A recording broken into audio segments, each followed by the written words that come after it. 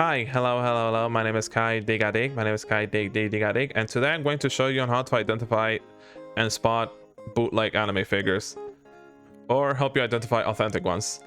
So today I'm gonna be teaching you on how to identify them when they're complete in box or they're out of the box. And we'll also talk about a little bit about Nendoroids. Alright, so first off, let me pull up MS Paint real quick. Let me just get a couple of things ready. Give me one second. Alright, let me check. Alright, there it is. Okay, so let me remove myself real quick so we can just boop. Okay, so so in here we have this, just pulled from Google. Let me just anyway, so here we have an authentic Vibration Stars Rengoku from Demon Slayers.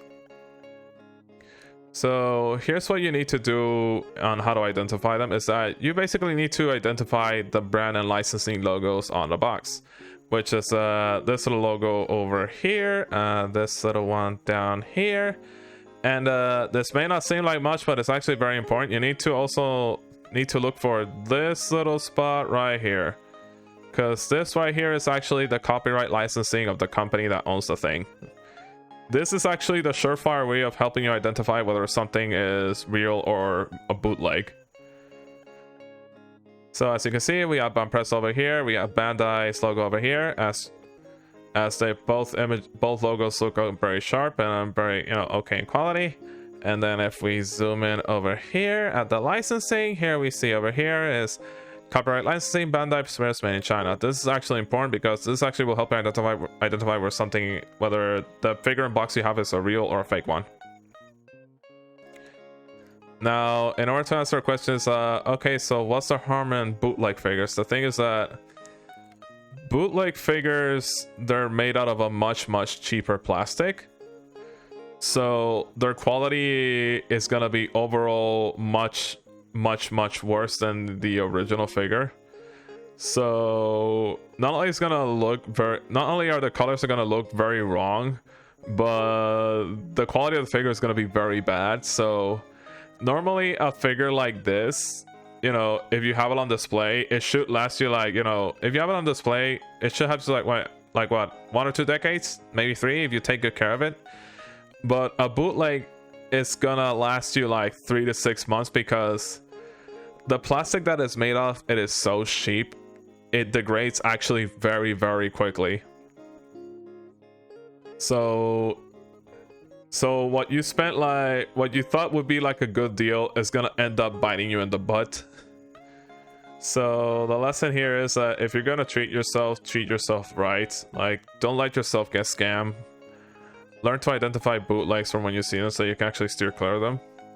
Alright, so now I'm going to show you what a bootleg looks. Let me show you how to spot a bootleg. And let me just pull this up. Alright, let me just pull up a new image. No, I don't want to save it. Okay, so here we have another Vibration Stars Rengoku. But you notice that something's a bit off. Now let me just pull up the original one over here. Now as you can see, the logos and licensing from Bandai and Banpresto are missing, and also the copyright licensing is also missing as well. Yeah, but okay, there's this one over here. Yeah, but this is just a made in China. This is just a made in China thing that they put. But really, if it doesn't have the licensing here, or the copyright licensing, then yeah, it's a bootleg. And the funny thing is, I actually own this particular one. Me and my dad, we started watching Demon Slayers together. And my dad loved it, and he likes Rengoku and Inosuke. And we went to a convention together, and this is something that he got for himself. I honestly didn't know that it was a bootleg, so when we got home, after a couple of months, this thing started popping itself off the stand. And the sword started to bend like a noodle. And it was actually bending forward. It was basically falling apart. And alright, going back on topic, and as you can see that you notice that there are some discrepancies between the two boxes. So you can look in the left one. The image on the left one looks very blurry. like it was printed with a very cheap, like it had a very cheap printing on it. I'm sorry, I'm just messing my words here. And the colors look very, very off. And when you look at the one on the right, you know, so the colors are very sharp and everything looks good. And also the biggest giveaway is that yeah, where's the Vibration Source logo? So that should be the biggest giveaway. Alright, but the thing is that this is mostly the most basic method on how to identify an authentic figure.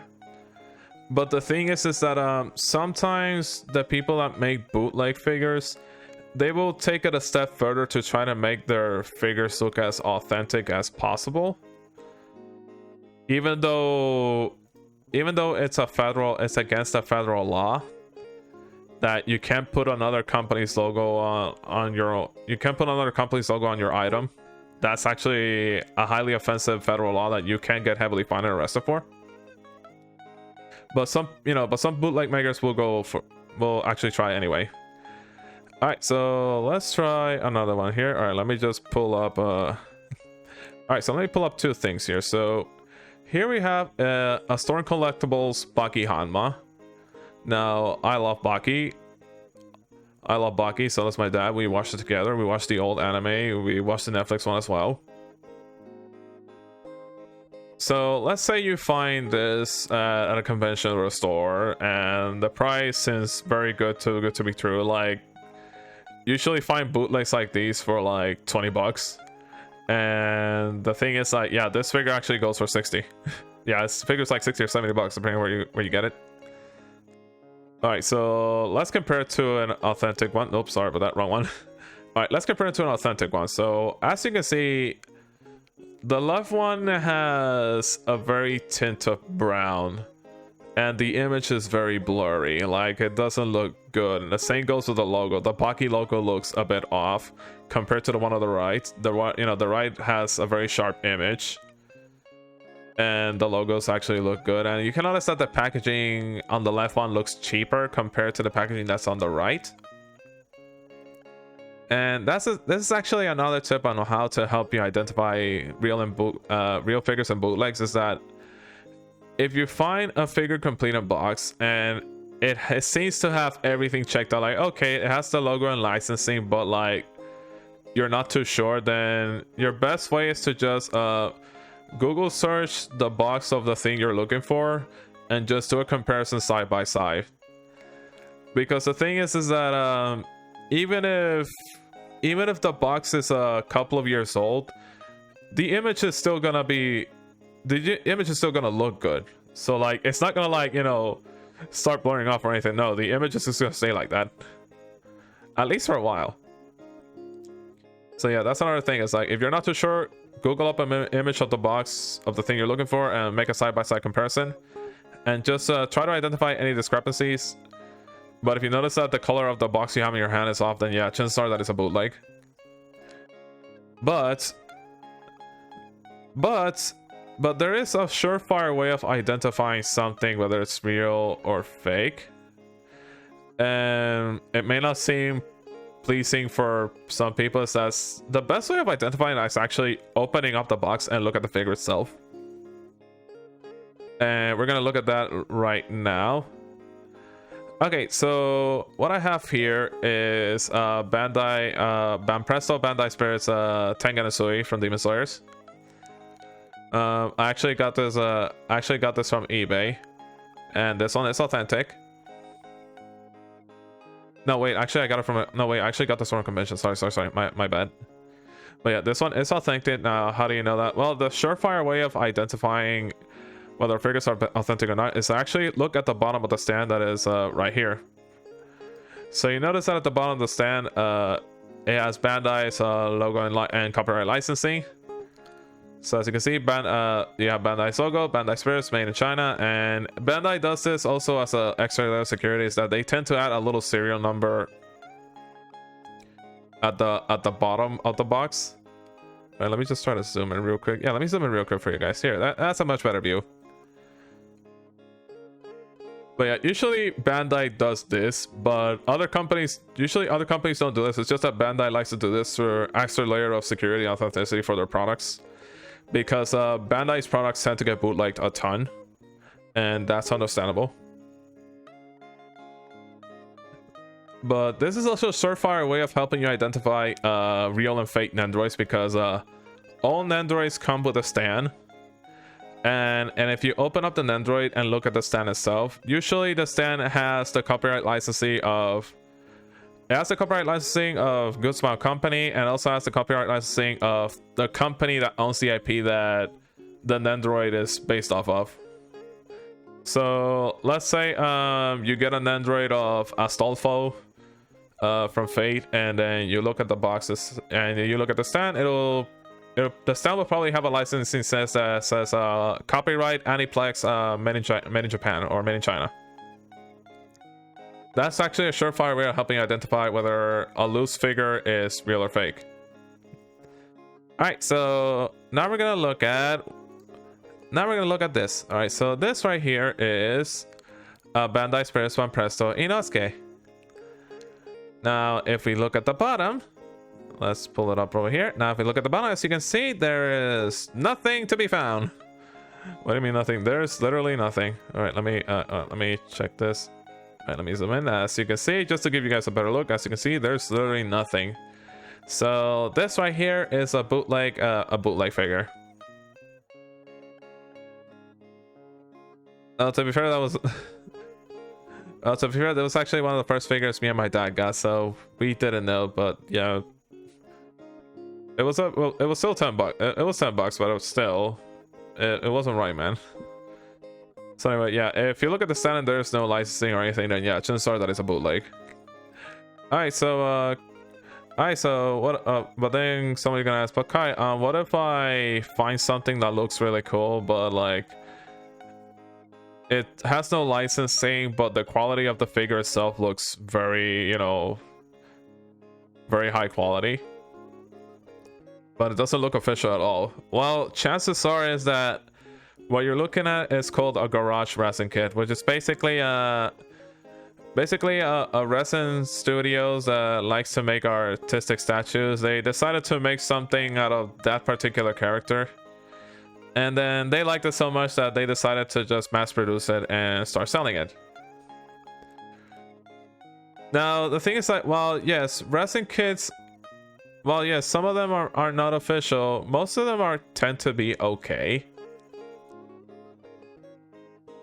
So like resin statues tend to be okay, but they're also expensive though, especially the really, really big ones. And I mean the really, really big ones. Alright, so what about Nendoroids? Alright, so the thing about Nendoroids is that Nendoroids are a bit iffy, because the issue with Nendoroids is that people tend to, well, not people, that's it, the people that make bootlegs, they tend to go above and beyond to try to make it as look authentic as possible. Now if we look over here, we have two Nendoroid Hatsune Mikus. We have two Nendoroid Hatsune Mikus, and you can see that, yeah, they look extremely similar. Like, they look extremely close. Now, how do you identify something that looks extremely similar? But you notice that there's some keen differences between the two. You notice that the colors of the left one look a bit more darker. Meanwhile, the colors on the right one look a bit lighter. But also look at the packaging. The packaging on this one looks very, very much cheaper. Like, you can barely see the figure. Meanwhile, the packaging on the right one, you can actually see the figure a bit more clearly. But there is a discrepancy, and that is if you look down here. You notice that this one says Krypton Future All Rights Reserved, and this one has Krypton Future Media Inc. licensing. Now which one is the real and the fake one? And the answer is the right one is actually the authentic one. Why is that? It's because Krypton owns Hatsune Miku, so they don't need this part right here that says all rights reserved. Like, they own the thing, so they don't have to reserve for themselves. But again, as I said before in the open box section, is the best way of identifying a legit and a bootleg Nandroid is to basically open up the box and look at the stand itself. If the stand has the copyright licensing of Krypton Future Media, and also says it has Krypton's licensing stamp and also where it's come from, then yeah, that's actually what you're looking for. But there's also another method. And let me just pull it up real quick. Now, I'm going to link this article in the description because this will actually help people identify stuff much quicker. And also this help you identify Nandroids as well. Now, the thing is that Nandroids, most of them tend to have a foil sticker of authenticity with the company's logo on it. So when you're buying an Nandroid, look for a sticker of authenticity. The sticker's mostly gonna have the company's name on it. That's it. It's not gonna say official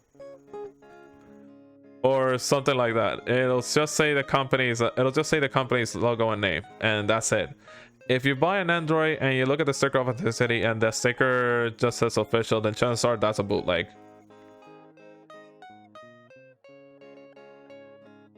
Alright, so that's it for me. Hopefully this has helped you all in some way on how to identify bootleg and real anime figures. I will put this article link in the description because you really should give this a read, because this actually will help you identify real and fake Nandroids.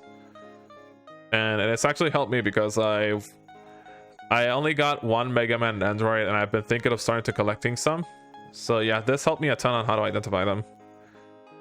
Alright guys, if you have any questions, let me know in the comments, and if you have any criticisms, I'm also up to hear them in the comments as well.